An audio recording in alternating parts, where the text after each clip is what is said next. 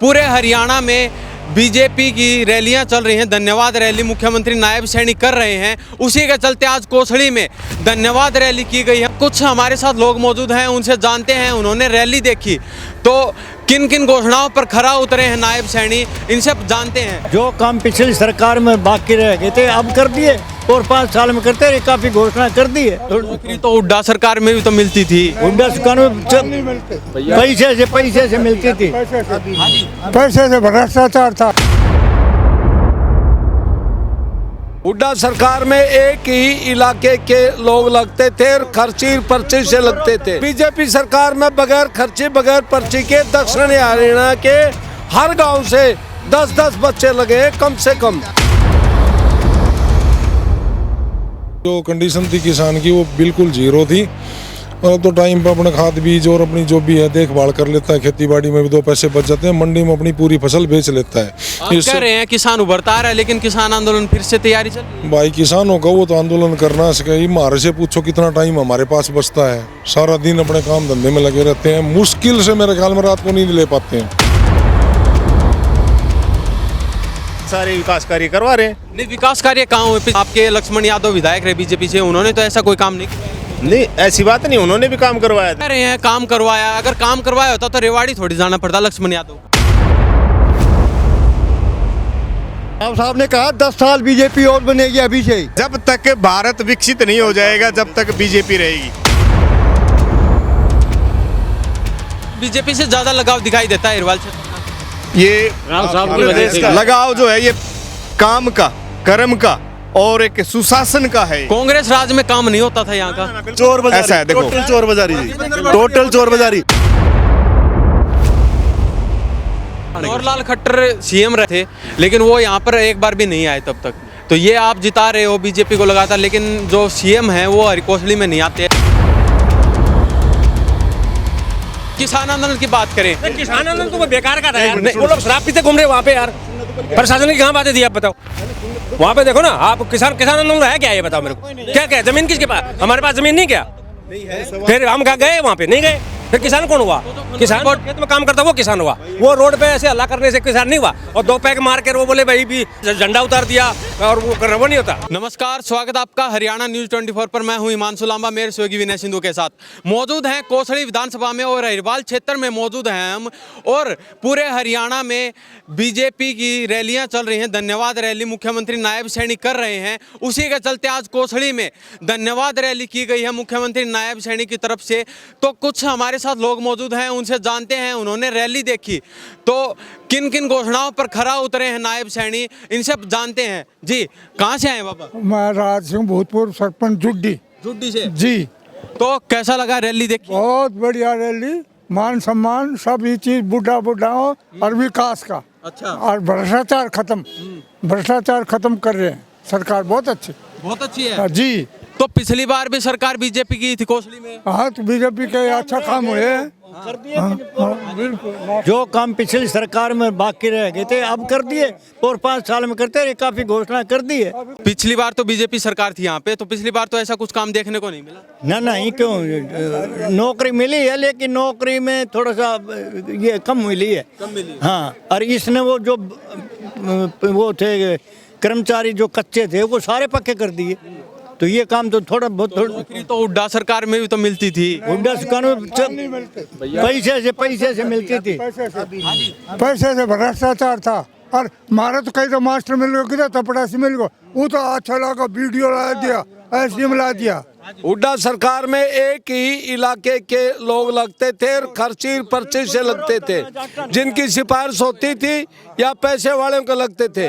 और बीजेपी सरकार में बगैर खर्ची बगैर पर्ची के दक्षिण हरियाणा के हर गांव से 10-10 बच्चे लगे कम से कम। किसी मंत्री के पास जाने की जरूरत नहीं पड़ी, किसी को भी किसी के घर जाने की जरूरत ना पड़ी। साल विधायक जी का चल रहा, मंत्री दौर चल रहा, अपने आप लाग गए, गरीबा के लाग गए, पुलिस में थानेदार भी लाग गए गरीब के, और HCS भी लाग गए, और पहले को सुना करे था एएसआई भी लाग गए, पहले भाई सब जक्की लग गया करते बेटा। तो अंकल जी बात ऐसी है जैसे चुनाव सरगर्मियां तेज थी तो कांग्रेस की दिखाई दे रही थी, भाई कांग्रेस सरकार आएगी तो एकदम हमने ना देखी कदे भी, हमने बेरा था कि बीजेपी आओगी, तो शुरुआत से बीजेपी पूरे हरियाणा की तो हम जाना को ना, लेकिन अपने हल्के ही जाने थे कि बीजेपी के ही थे भाई, शुरुआत से शुरू तीन योजना थे बेटा। अच्छा। हाँ जो कांग्रेस के एमएलए थे पैसा देने में तो लाखों रुपए और खा गए, नौकरी ना दी। किसी में हिम्मत है तो दिलवा दो, मैं आमने सामने बात करवा दूंगा। तो आपके कुछ गहरा दुख दिखाई देता, आपने कहीं पैसे तो नहीं गैराज दिया था जी, वो 1600 सिपाही ला के जब लाख लाख रुपया दिया था, और वो जो है उन्हें भाई वो फिर कागजा में तो फिट कर दियो, लेकिन भाई वो बेल्ट नंबर ना मिला, 400 लोग मिला था, बाकी कोर्ट में चला गया, हार गया, और उसके बाद कोई पैसा नहीं दिया वापस। तो 10 साल से बीजेपी ने क्या कर दिया कोसली में? देखो बीजेपी तो भाई खूब कर रही है, हमारे खुद का घर में 4 तो नौकरी लग गया बिना पैसा बिना खर्ची पर्ची के। एक जो एचपीएससी वो मैं एचपीएससी में क्लर्क लग गया से, मेरी खुद की बिटिया टीजीटी साइंस लग गई से, और भाई खूब नील लग रहे हैं। मतलब पहले तो भाई वो जो है ना कांग्रेस में तो भाई वो सेटिंग हो रुपया हो, अब तो है कुछ ना कुछ तो है, और बाकी तो भाई देखो पूंजीवाद तो हर जगह पनपता है, वो तो अलग बात है। तो कुछ युवा साथी हमारे साथ मौजूद है, इनसे जानते हैं। तो भाई रैली देखी? हाँ देखिए, कैसा लगा? बहुत बढ़िया लगा। बहुत बढ़िया। हाँ। तो बीजेपी सरकार से कुछ ज्यादा लगाव दिखाई देता आपको? हाँ बीजेपी का है ही लगाओ। तो ऐसा तो कोसड़ी में पहले भी बीजेपी सरकार थी तो ऐसा तो कुछ काम दिखाई नहीं दिया। अब की बार है ना, अब दिखाई दे रहा है अब दिखाई पब्लिक दे को। अब धीरे धीरे तो पिछली बार भी तो बीजेपी का विधायक था लक्ष्मण यादव, और इससे पिछली बार भी। वो तो जनता के ऊपर है, अपनी अपनी सोच। अब धीरे धीरे हो रहा है, विकास बढ़िया हो रहा है बीजेपी सरकार में। कुछ सुविधा पिछली बार पिछले 2 टर्म में तो लक्ष्मण यादव रहे, उन्होंने तो ऐसा कुछ काम नहीं करवाया। काम करता है, काम धीरे धीरे होता है सारा काम। अब धीरे धीरे हो रहा है, पब्लिक इस तरह बढ़ रही है। तो धीरे धीरे 10 साल तो निकाल दिया, और कितना धीरे? अब बीजेपी की सरकार बढ़िया चल रही है, अब आगे सारा बढ़िया काम कर रहेंगे। तो अब लगता है अब की बार जो नया विधायक बना है वो आपकी आशाओं पर खरा उतरेगा? हाँ लगता है। हाँ बिल्कुल। हाँ जी, क्या कहेंगे साहब जी? मैं ये कहना चाह रहा हूँ, एक सुशासन समझे, किसान है वो भी उभरता आ रहा है। इससे पहले जो कंडीशन थी किसान की वो बिल्कुल जीरो थी, और तो टाइम पर अपने खाद बीज और अपनी जो भी है देखभाल कर लेता है, खेती बाड़ी में भी 2 पैसे बच जाते हैं, मंडी में अपनी पूरी फसल बेच लेता है। आप कह रहे हैं किसान उभरता आ रहा है, लेकिन किसान आंदोलन फिर से तैयारी चल रही है। भाई किसानों का वो तो आंदोलन करना सके, हमारे से पूछो कितना टाइम हमारे पास बचता है, सारा दिन अपने काम धंधे में लगे रहते हैं, मुश्किल से मेरे ख्याल में रात को नींद ले पाते हैं। खनौरी बॉर्डर पे आंदोलन की तैयारियां चल रही है, शंभू बॉर्डर भी। बाबूजी उस आंदोलन पर जाओगे तो काफी समय की हो गए, काफी के घर बर्बाद हो गए, उस चीज के ऊपर ज्यादा जा नहीं सकते हम। कारण है उसमें तो बहुत बड़ा एक स्कैम है, और स्कैम का एक बहुत बड़ा रोल भी होता है इन चीज़ों में कि भाई जिसने चाहिए वो वहाँ जाएगा, उसको घर बैठे पैसे मिल रहे हैं, वो सारी सुविधाएं मिल रही हैं, वहाँ से उसका अटैचमेंट है, बाहर से पैसा फंडिंग हो रहा है। तो अभी मुख्यमंत्री नायब सैनी ने भाषण में बताया कि काफ़ी आपकी जो मूलभूत सुविधाएं हैं उन पे खरा उतरने का काम करेंगे। तो आपको कितना प्रतिशत विश्वास है कि मुख्यमंत्री ने जो कहा है, जो बोला है, उन पर खरा उतरेंगे? भाई 100% विश्वास है, क्योंकि आस जब ही जगती है जब कोई खरा उतरता है। जब जितने किए हैं वो काम तो इसने ठीक ठाक किए हैं, अब लाइन में चला है। जैसे मान लो कि इसको थोड़ा टाइम मिला था, पहले 6 महीने के करीब तो वो मिले थे, अब चला है दोबारा से शासन में, तो आने वाले समय में बहुत कुछ करने की उम्मीदें हैं। पिछली बार भी तो खट्टर साहब रहे हैं, और आपके जो बीजेपी का विधायक ही 2 बार रहा है पीछे भी, तो तब तो कुछ ऐसा नहीं। भाई उस टाइम दिक्कतें थी, कुछ तो विधायक साहब हमारी बातों को समझने में थोड़ी ढील करते थे, कुछ जनता भी मतलब थोड़े है टोंटिंग बाजी में फंसी हुई थी, पूरी बातें क्लियर आ ही नहीं रही थी दोनों साइड से। अब थोड़ा क्लियर है कि भाई अनिल आया है, सबका हितैषी है, और एक नॉर्मल तरीके से हम माने तो अपना एक साथी सा ही मानते हैं कि भाई कोई भी बात होगी तो अपनी साफ सुथरे शब्दों में सामने रखेंगे और माननी पड़ेगी उसको। पीछे लोकसभा में अरविंद शर्मा लोकसभा में उठे थे, बीजेपी से टिकट मिली थी उनको, तो उनको भी तो आपने हराया है। उसमें थोड़ा सिस्टम बिगड़ गया, 2 वोट का अंतर था, उसमें तो कोई बहुत बड़ा नहीं था। कोसड़ी का तो कोई गलती नहीं बताते हम, 1-2 वोट का तो कोई वोटिंग भी जिस टाइम वोटिंग होती है ना, उस टाइम ज्यादातर जनता जो नौकरी कर रही है वो वोटिंग पूरी नहीं करते, कुछ रिस्क कम लेते हैं, तो ये चीजें थोड़ी इसमें दिक्कत भरी होती हैं। 2 वोट का फर्क था। पिछली बार भी तो 75,000 की लीड थी। 75,000 की लीड थी। कारण होता है उस टाइम तो एकदम मोदी का थोड़ा क्रेज ज्यादा चला था, उस क्रेज के कारण लोग बाग अटैच में ज्यादा थे और बाहर से भी वोट डालने यहाँ आए थे छुट्टी लेके स्पेशल। जी भाई साहब, क्या कहेंगे? आपने रैली देखी, नायब सैनी ने भाषण दिया, काफी मुद्दों पर चर्चा भी की, तो कितना विश्वास है नायब सैनी आपकी आशाओं पर खरा उतरेंगे? नहीं, सारे जितने घोषणा करी है सारे काम कर रही है भाजपा। नायब सैनी है ना, सारे विकास कार्य करवा रहे हैं। नहीं, विकास कार्य कहाँ के? लक्ष्मण यादव विधायक रहे बीजेपी से, उन्होंने तो ऐसा कोई काम नहीं करवाया। नहीं, ऐसी बात नहीं, उन्होंने भी काम करवाया था, लेकिन है ना थोड़ा मोटा फर्क रहता है। नहीं, काफी कार्य जो अदम में पड़े हुए हैं, जैसे आपका ये पहला तो देखा जाए ये पुल का काम ही अधूरा पड़ा हुआ है, पेंडिंग है, अधूरा से इसको बनाया है ना। आज भी बोला है सीएम साहब ने, आज भी बोला है कि जो रुके हुए काम है ना तेजी होगी, रुके हुए कामों में तेजी आएगी। आज बोला है ना मन से, और आएगी भी तेजी, और काम शुरू है, कोहली पुल का काम शुरू स्टार्ट है। कह रहे हैं काम करवाया, अगर काम करवाया होता तो रेवाड़ी थोड़ी जाना पड़ता लक्ष्मण यादव को। वो तो पार्टी की पार्टी का पैसे आप पार्टी में जानो तो ना लड़ाई वो पार्टी का काम है जी। पार्टी का काम नहीं, पार्टी का काम कहाँ है? पहले राव इंद्रजीत ने लक्ष्मण यादव को टिकट दिलवाई 2 बार, लेकिन यहाँ पर काम नहीं हुआ, इसीलिए उनको रेवाड़ी भेज दिया गया। अब की हमारे मीडिया बंधु कह रहे हैं इस बात को, यहाँ की जनता राव साहब के साथ है, विकास के साथ है। लक्ष्मण जी ने काफी विकास किए हैं और विकास कराने की बदौलत ही राव साहब ने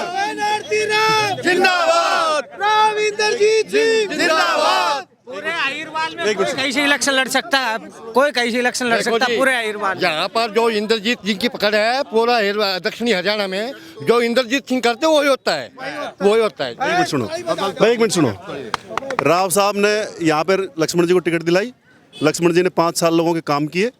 राव साहब को लगा कि भाई रेवाड़ी की अनदेखी हो रही है, तो रेवाड़ी उनको दायित्व दिया गया। रेवाड़ी में बखूबी अपना दायित्व निभा रहे हैं। यहाँ की जनता से भी काफ़ी प्यार मिला था और रेवाड़ी की जनता ने जाके वहाँ पे वोट भी मांगी लक्ष्मण जी के लिए।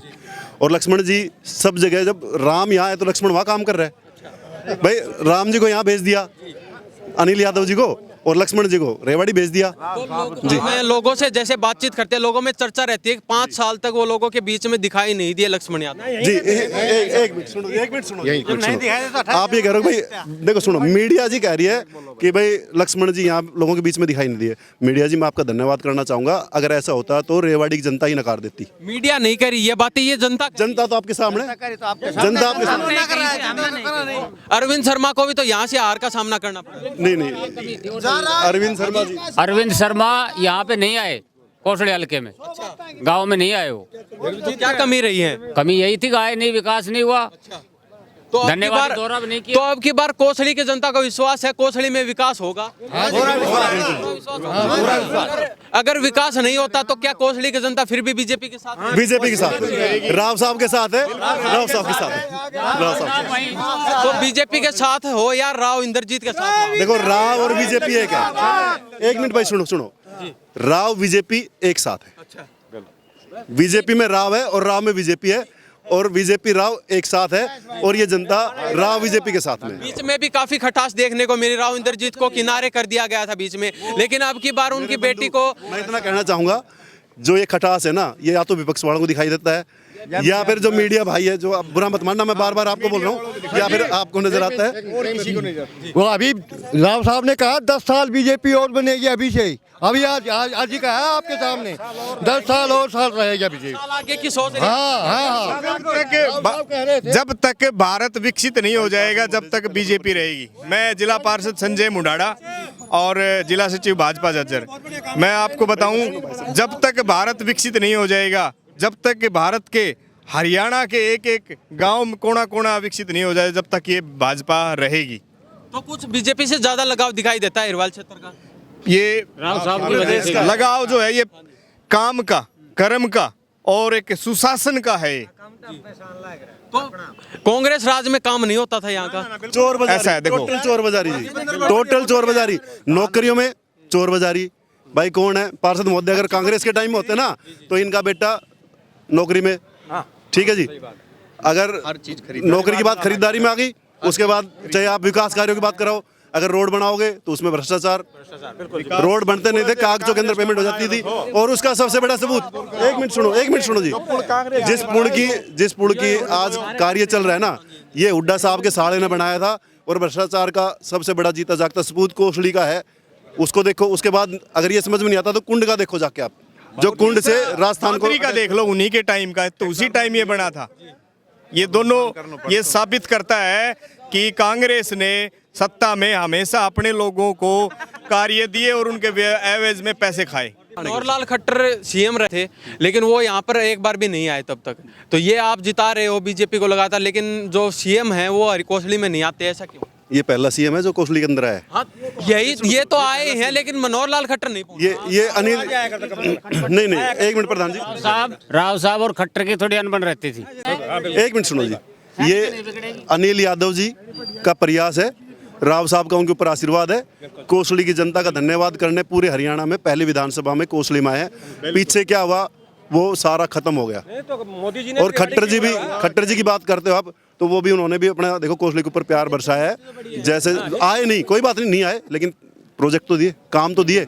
तो किसान आंदोलन की बात करें, किसान आंदोलन तो वो बेकार का था यार। वो लोग शराब पीते घूम रहे वहाँ पे यार। प्रशासन की कहाँ बातें दी आप बताओ?